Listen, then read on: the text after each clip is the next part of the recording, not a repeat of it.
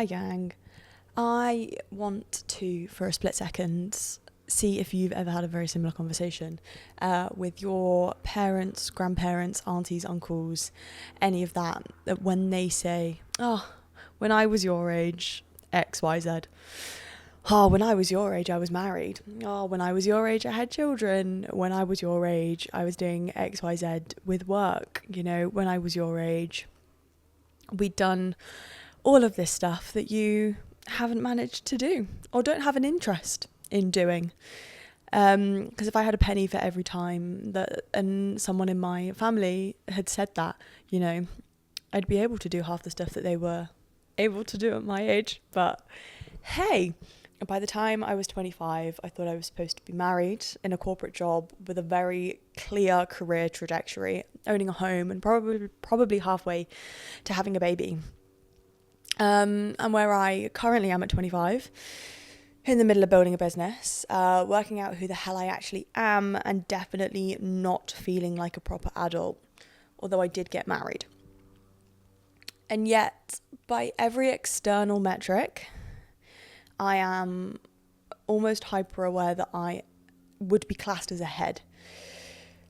So this week we're going to talk about why we feel like we should be further along, and the I should be further along trap, and why every single person you know is privately convinced that everyone else has it figured out more so than them. So a quick acknowledgement before we dive into it. Yeah, I know that I am in a very fortunate position. At the age of 26, I do run my own business. I own my own home with my husband. I did get married. All of that jazz, which all sounds very proper adult, and it doesn't feel very proper adult, but we're going to chat about that in a minute. But I still get all these, I should be further along, or I should be doing this, I should be doing that, which tells you everything that you need to know, really, because if hitting the milestones doesn't cure it, then the problem is never about the milestones in the first place. So the overarching theme of today is who decided what further along meant. Because spoiler alert, I don't think it was you. I don't think it was us. So where the should be came from, obviously we've spoken about this a fair bit, that the world that we're growing up in and or navigating currently does not look like the landscape that our parents and our grandparents grew up and navigated, whether, you know, they're willing to admit it or not. The traditional career timeline, you know, degree at 21, 22, career by 25, manager by 30, executive by 40, and retired at 65, was built for a post-war economy. And it's not something that is realistic and achievable in the current landscape. In that economy, you could afford one job. You had one job for life. You had a career that you didn't deviate from. You had predictable wage growth, affordable housing, and a single income could support an entire family.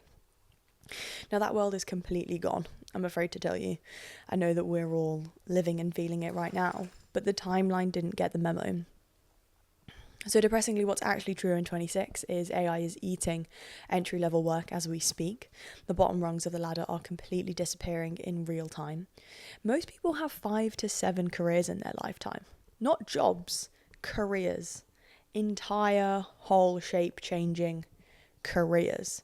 And I know that even in my 26 years, I graduated at 21, I was a marketer, an animator, I worked in an educational company, I've been a photographer, and now I run a podcast network.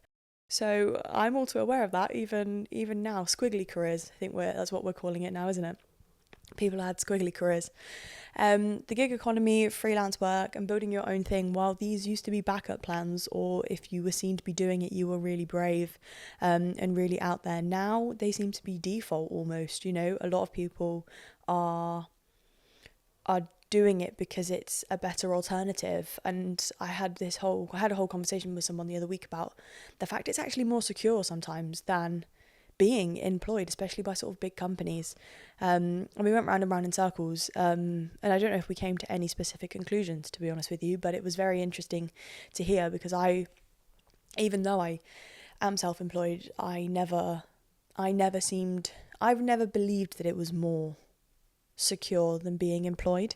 But he was a very different opinion. God. And then, yeah, the last thing is obviously the wage growth has lagged behind everything for the past 2 decades. Again, me and my parents get into the whole, when I was 21, my salary was XYZ and we managed to do. And it's just not even comparable now. And I do have to be careful because it's a conversation that quickly turns into a debate, which quickly turns into an argument at family dinner. So we do have to keep that one under wraps. But I don't know what the should be further along feels like for me specifically. I think it's the noise of social media, I think, for me personally, because, and again, I'm obviously still coming to the end of our great scattering, and that all my friends are all doing wildly different things. I've got a friend that's just met someone and is starting to settle down. I've got a friend that's popping off to Australia for a year at the end of this year, which is so exciting for her. But everyone's everywhere doing everything, and there's no set and no structure to it, it is great, and I do love that we have so many options. But it doesn't, I don't feel like you get any sort of validation from anyone, because you have to stand 10 toes down in your own choices and be happy and secure with what you've chosen, which, as human beings, we're probably not very great at that. But the point is that the noise and the should-be's are very rarely your own voice. It's a borrowed standard that you didn't agree to. Because you can't be behind if you're playing rugby with a cricket bat and cricket rules and wondering why you're losing.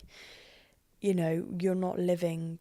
We can only live to our own timelines and our own goals, and fuck everyone else, to be completely honest with you. The research comes from David Burns, who was a CBT pioneer, writing a book called Feeling Good in 1980. He identifies that should statements are one of the core cognitive distortions. Every time you say, I should be further along, I should have my life together by now, I should know what I'm doing, you're literally doing the opposite of motivating yourself. You are diminishing what you're doing, you're diminishing how you're feeling, you are comparing yourself to others, and you're putting yourself in a box and trapping yourself. And again, measuring up and comparing to things that are just not replicable. The should statements are internalized voices, as we covered earlier. They sound like your own thoughts because they're inside your brain, but they're actually from outside. They're your parents, your teachers, society, social media. And the first question you need to be asking to any should statement is, says who? So call back to episode 4, Jeffrey Arnett's work around identity formation and milestone achievement now legitimately extends into the late 20s and 30s when your brain is still forming. This is not failure. This is a new developmental norm that we didn't have the research to understand before. The textbook that we are learning from and have been learning from is wildly out of date, which means that we don't know what's going on. It's quite an exciting time in sort of understanding adulthood, really. But yeah, these should statements, we gotta knock them on the head. The other thing to mention is the career ladder has now become a career lattice, as someone's coined. The ladder, obviously linear upward, is predictable.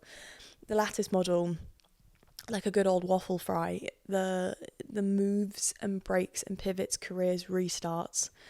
You can move in any direction and it's all connected. And this is what most modern careers do typically look like. I say the amount of times I've gone to talks, career talks, or spoken to like high up execs in corporate, and they're like, oh, I had such a squiggly career, and they started in one place and they've ended up in a completely different career. And a lot of them will stand there and say, oh, I never thought this was never never what they wanted, but never what they thought they were going to be doing. There you go. If you've mapped out any person's career, it does look like a lattice, not a ladder. The ladder is the lie we tell ourselves and each other on LinkedIn. That would be an interesting exercise, actually, to lattice out most people's career. So next time you catch yourself saying a should statement, you got to ask, where did this timeline come from? Whose voice is it in my head? And is it something that I would like for myself? Auditing our benchmarks, if they're inherited from someone and they're not ours, we don't have to keep them. And define what further along means to you specifically. I'm a big fan of writing everything down if things are overwhelming. And if your version doesn't match the inherited one, that's actually freedom. Like, you don't need to conform to something that doesn't serve you. And notice the difference between genuine ambition, the looking forward, the energizing, that growth gap that we spoke about, versus the shoulds, the backward looking, the dulling, the stress, the overwhelm, the ick that you'll get from, oh, I should be doing this, but when you know deep down you don't want to. And then the bigger reframing, obviously, is that you can still be doing brilliantly and still feel behind because the metric is wrong. There is no on track anymore, there's just your track. The people who seem ahead are actually just normally following a louder template, not a better one. It completely depends on you and what you want, which is, it's so important to get to know yourself during this time, this crucial time where our brains are still developing. You know, I said before, your 20s are just as much about knowing what you don't want to do as what you do. You know, fuck around and find out is the motto of our 20s, I do believe, you know. So yeah, that was just a quick one because I am aware that this stuff is getting, it can feel a little bit bleak and it can feel a little bit heavy, that when there's so much to unpack first as to why we think the way we think, and sort of reassuring each other that we all feel the same way and we're all in the same boat before we can start doing things about it and start, you know, looking pragmatically. And I still, to be honest, I have no idea what I want for this space and what I want us to be able to do together, but I think there's so much power in just taking a step back and acknowledging that you're not alone and feeling alone, and that it'll all be okay in the end. We just need to get through it first, you know. But yeah, so I'll leave you there this week, and I'll catch up with you soon.